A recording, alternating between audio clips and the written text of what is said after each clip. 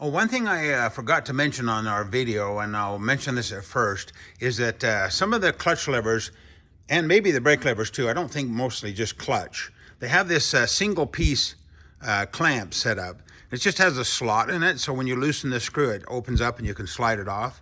But sometimes these are really tight, especially if people have over-tightened this. So what I do is I take that screw out, and you can just gently tap that flat blade screwdriver in there, and that'll open it up a little bit, and then put the screw back in. Whatever you do, don't go too much. You may even do it once you get it off, do it with the screw out and off the handlebar, just to open that up just a little bit so it slides on and off a little bit. And even then, sometimes it's a bear to get back on. So what you can do, you can tap it off, and then you can tap it back on the handlebar. And what I do is sometimes I'll put some oil on the handlebar, smear it around a little bit, and then it'll slide on easier. Just a quick note on that. Hello, this is Lance from Blue Collar Bobbers. It's November, it's snowing outside, and that's a good time to do these handlebars. I don't suggest doing the bars unless you really have to, because to be honest with you, they're a lot of work and sometimes they can be kind of a pain in the butt. But when we do these kits, these big old stock handlebars just don't look correct. They've got to be either like apes, or we like the lower bars. We have the new tracker bar we're coming out with, and that's the one I'm going to install on this bike. So I'm going to go ahead and show you how to do it, and let's get started. And allow yourself a few hours, because it's kind of a timely process, but you want to do it right and carefully. Okay, first thing you want to do is cover your tank. I use at least one, maybe even 2 or 3 towels doubled up, because if these bars tip down, then they'll dent your tank. So you want to protect that gas tank. One quick note before you start too is these switch housings on these bikes have a hole drilled into the bar to keep the switch housing from rotating. So whatever you do, you've got to drill a hole in the new bar. Otherwise, don't grind that pin off, because if you gas it, you could rotate that housing. Some of the bars just have a hole on the right side, and then some have a hole in both sides. So you want to add the bars. And in our new tracker bar kits, we include this K-Wave or K-Wave handlebar drill guide tool. It makes drilling the handlebars so much easier. Okay, the first thing you want to do is remove the mirrors. Really easy on these bikes. You just take, most of them, the stock bars have a 17 millimeter nut. You just loosen that. It's like a lock nut. You loosen that, and then you can just go ahead and turn the mirror off.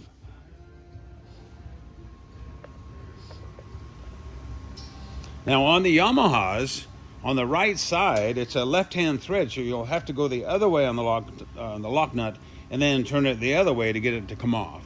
Real important, Yamahas, left-hand thread.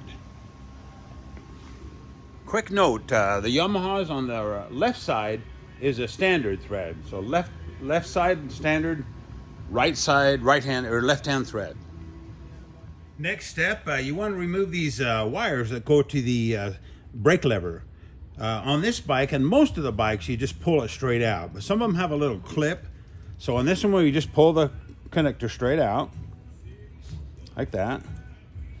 Be careful, you don't want to break something, so check it really close, make sure it doesn't have a little pin or something to disengage it. This is the switch for the brake. Make sure your bike is in gear when you do this too, because you don't want the bike to roll forward off the kickstand, so make sure the shifter's pushed down in first gear. Okay, on this left side, it has a different connector. It has a little pin here that you push up. And every bike will be different, but I push up on that pin, and then this will pull that connector out. You can see that pin right there.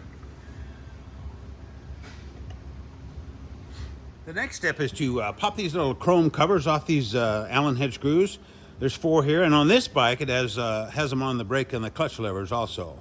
And it's real simple. You just take a little teeny small screwdriver and just pry those off. Just stick it on the side there and pry it off. Same with this one.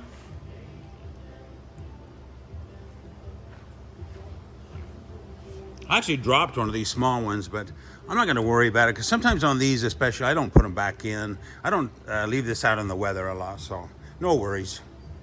Next, you want to cut all the wire ties and stuff on the handlebars here to free up these cables.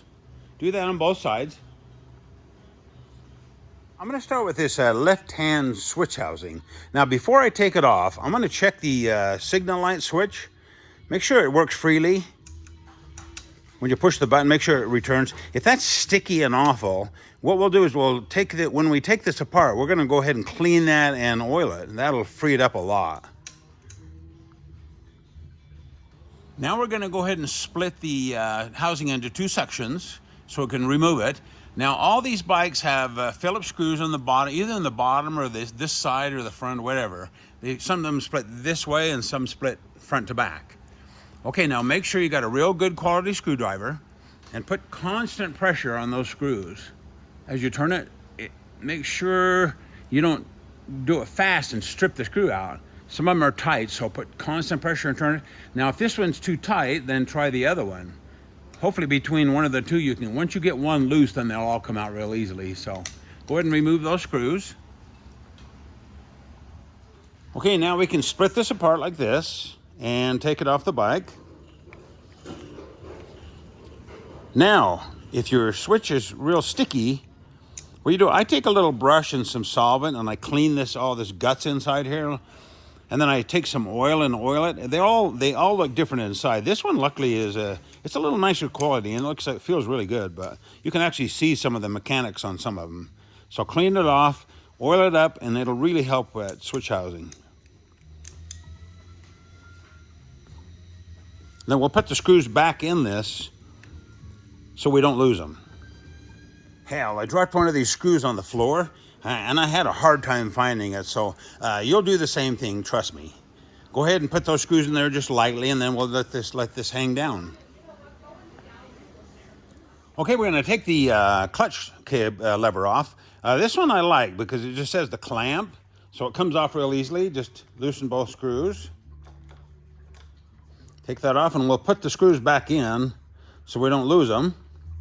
And then I'll show you how to do the other type that doesn't have the clamp on it. We'll pretend like this doesn't have the clamp on it. It's a solid one that just has a screw that kind of holds it together. So a cool thing I learned when we used to dirt bike in the old days is you just loosen the adjuster all the way like this to where the slots are centered like that or facing forward. So the slots in the clutch lever mount line up with the slots in the adjuster. And then you just pull in the clutch like that. Pull that out, and you can slide the cable out, and voila. Then you can go ahead and take your clutch lever off and leave your cable in place. If you can't do that by chance, you may have to, and you have to leave this in the clutch lever, then you may have to do what we do on the other side. You may have to loosen the clamps, slide the bar over, and then pull the clutch lever off.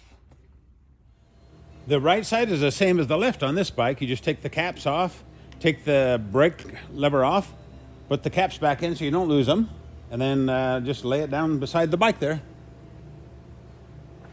Moving along.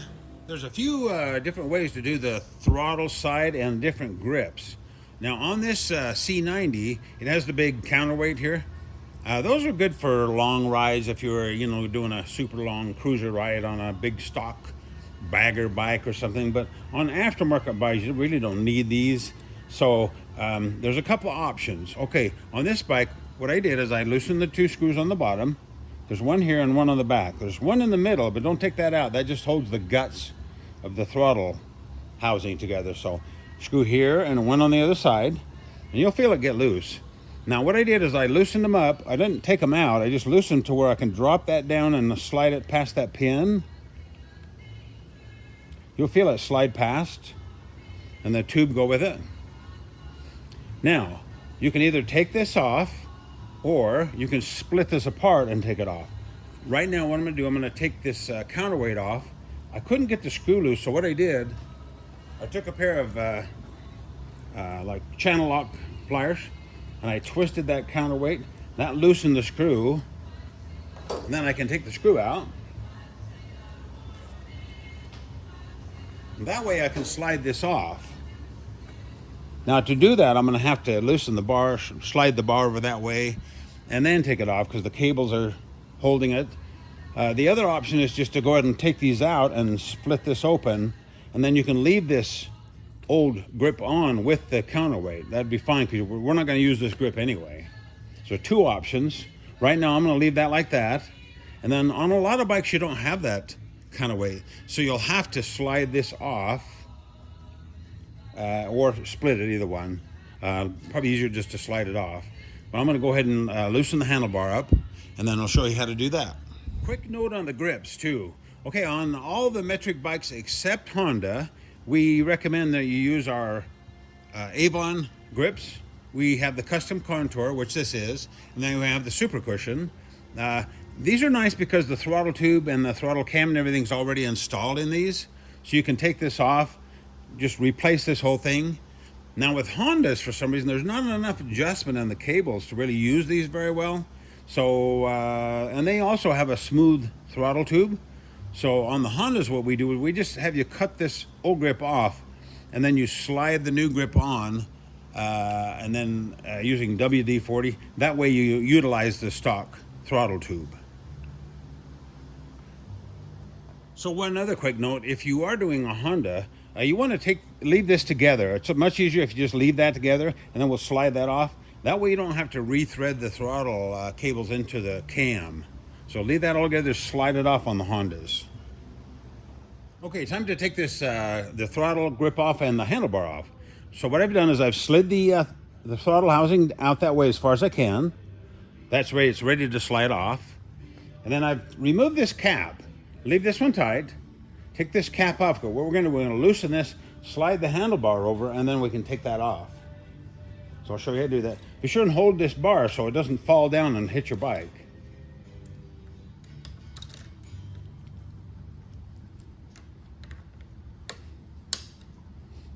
Okay, I've loosened that. I'm going to slide that over.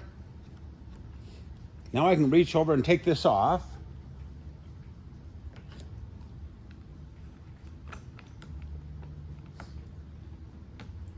A little more.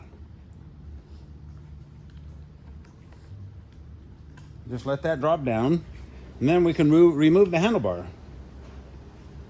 Before we take this throttle housing apart, I'm going to show you what you need to do ahead of time. Now, most bikes you have two adjusters. What these are the throttle free play adjusters. Usually there's one here, but on this bike it only has the one. Okay, so what it is, this is a little locking wheel here. See how that turns? And this is a thread. So what we need to do, we need to back this all the way in as far as we can. So loosen that up, and we'll run that in there all the way, and then I'll be right back to show you what it should look like. This is what it should look like. So you notice this is all the way down, and that little lock nut's all the way down, so there's no gap. What that does, that gives you the most free play. We'll need that to take this throttle housing out. So do that, and then we're going to turn this around, and we're going to show you what the insides look like. Okay, that's what we're dealing with right there. You may even want to just pause your camera or whatever, do a screenshot or whatever of this, because what we're going to do, we're going to take this throttle tube out, and we're going to put the new one in. This is the new one. I've already glued the correct cam in there.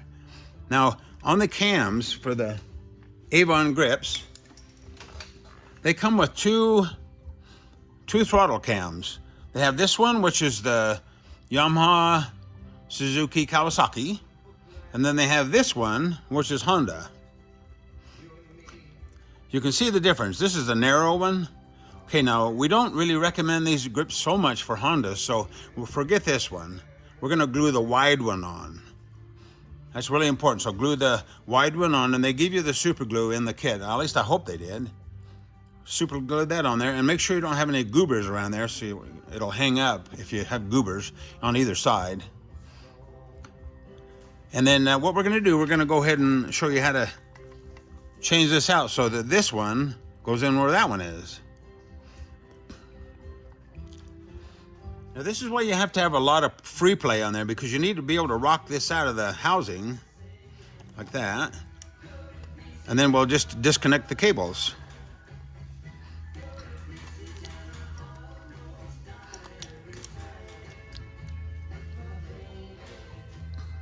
Now, after I put this together, I'm gonna do a quick little walk around video of the C90. This is a C90, and I had to actually do quite a bit of work to get to the throttle bodies to get the more free play in the cables. So I'll do a quick walk around on that in case you do a C90. It's kind of a stinker. And I'll put a little note on the video or on the website too.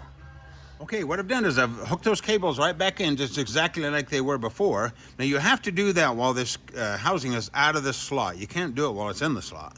So what do? We hook those in there like that, and then we just simply rock that in there like that and push that cable out of the way. And it goes back in there.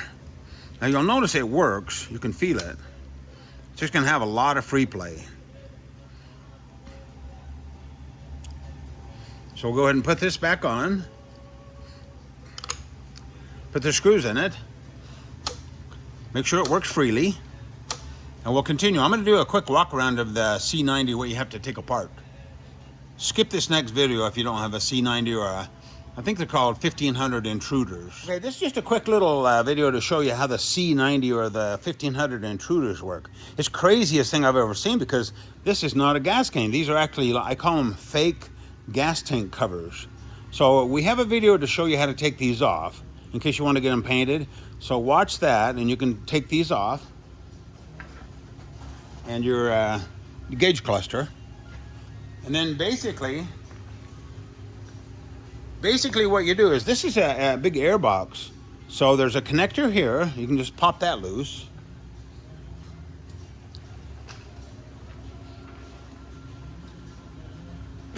You take that off. And then there's just two clamps that hold this bottom onto the throttle bodies. You'll see them right here. So loosen both these screws and this thing will pop off there. And you can rotate that up and out of the way. And then I'll show you the adjuster on the other side. This is the left side of the bike, and this is the throttle body. So there's the cable that goes in, and there's the adjuster right there. You can see it. I'm gonna zoom in on that.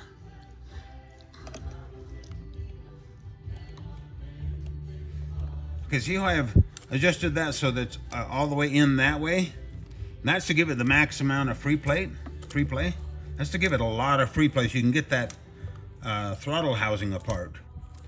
Now, once you get your throttle housing back together with your new grip, you need to readjust this.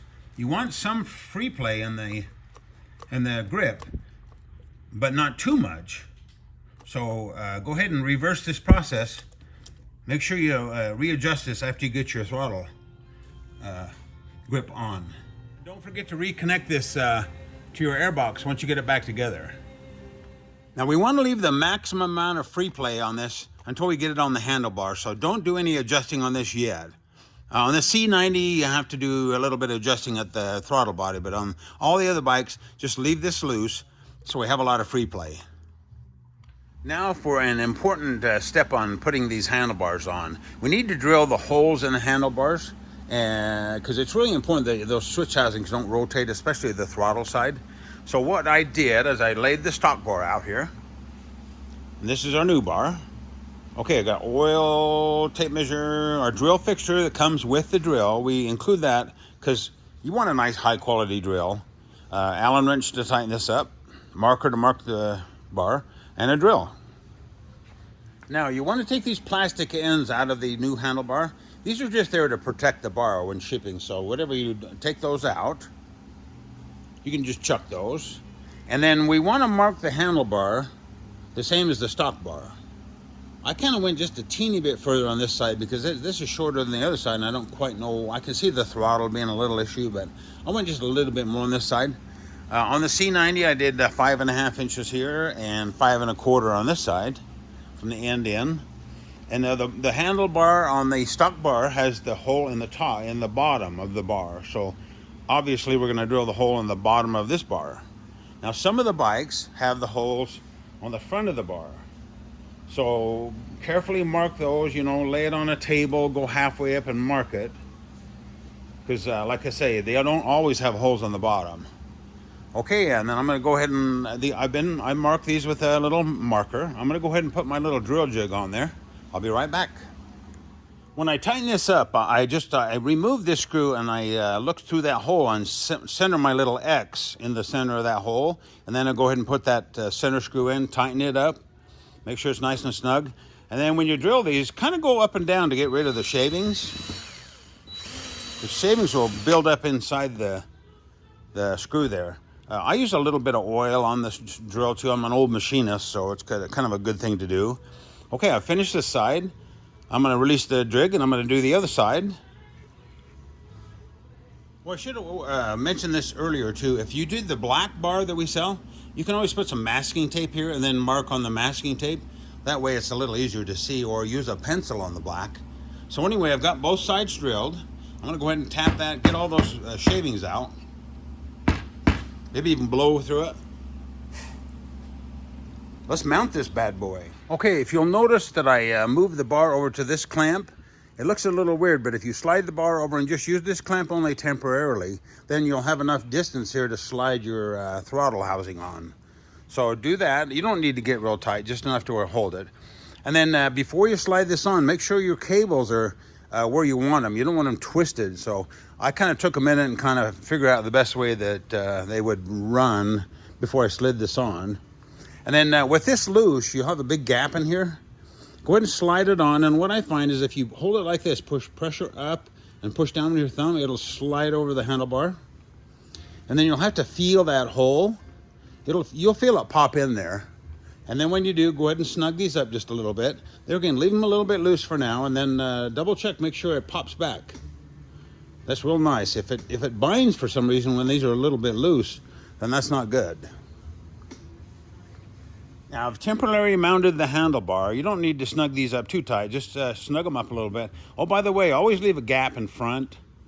These particular clamps have a bigger gap on the back, so they vary, but make sure you got gaps on both sides and snug those up just a little bit so that holds the bar. And then really important is to jack this bar up on an angle up so it'll clear the tank. Check that by turning that all the way. Turn that all the way and make sure you got plenty of gap here for right now, because you don't want that. If this tire rotates over, it'll hit this and dent the tank, even with a towel on it. Okay, I reinstalled the brake lever on this side, and then I installed the housing, the switch housing here, and the clutch lever on this side. Now, if your bike doesn't have a hole in it for this housing here, then what I do is I mount this one, and then I take a measure, a tape measure. I like measure from this clamp up to the housing, and measure on this side. And make sure the distance is the same on both. There again, leave everything just a little bit loose because we're going to have to adjust all this stuff once we get it tightened up. Oh, and then watch your routing on all your cables and your brake hose and your clutch hose and everything. Make sure that we got room to kind of have everything kind of make big swoopy bends. If there's a tight bend somewhere, then especially on your throttle, it won't return well. It has to have a nice big loop on it in order for it to work freely. Then I'm going to tuck all this stuff away as best I can when I get finished. There again, watch, make sure everything kind of routed the way you want it to first. I actually took this little wire bracket off the front of this. It was kind of holding the cables and everything where I didn't want them, so I actually took that off. Okay, this is the part that you have to be really careful, because what we want to do, we want to adjust the height of this handlebar. And the worst scenario is if it's too low and turn all the way, this will hit the tank right here. So what I'm going to do, I'm going to kind of loosen these clamps just a little bit to where I can rotate the bar. Make sure your knurls are centered on both sides. And on the caps usually have a little mark on them. Same with these clutch and brake levers. If not, make sure your biggest gap is in the back. They do that so they'll clamp tight, but they'll still look better from the front. Okay, I'm going to go ahead and adjust this bar. I'm going to turn that all the way. The dog freaks out whenever I do this. I don't know why he does that, but anyway. Okay, so turn that all the way. Make sure that it clears the tank with a little bit of clearance there. I usually allow at least a 3/8 to a 1/2 inch. And then turn the other way, make sure this one's about the same. because they might be a little bit of difference from one side to the other. So once you get those set, we can go ahead and tighten these up. When you tighten these, go back and forth and keep that gap in the front about the same on both sides. Just a little gap, because if it touches, you'll lose your clamping force. Now the next step is I've got the bar where I want it, so I'm going to sit on the bike and I'm going to angle these clutch and brake lever where I want them. And then when you tighten all this stuff up, be careful, go back and forth, back and forth. Same with the clamps. All these screws are going into aluminum, so just kind of feel them tight. Don't get too carried away. You don't want to strip those out. And on the bar, it's not a bad idea to tighten it now and then maybe go for a little ride and then come back and tighten them again. That way the knurls can kind of set into the clamps. Okay, the next step, we're going to tidy everything up, put the grip on this side, and we'll be back. Now what I did is I kind of wire tied the wires coming out of the switch housing with the brake hoses and stuff. On these bigger bikes, it seems like the wires are kind of connected to these hoses and that. But on the smaller bikes, it seems like they run the electrical cables down along the handlebar and then down. So kind of do whatever looks best, that's the main thing. And then when you turn it, make sure nothing binds or anything. And then the last thing we want to do before we put this grip on is we want to adjust our throttle free play. Now we want just a little bit of free play in there. You have your adjusters. Remember, we did those earlier.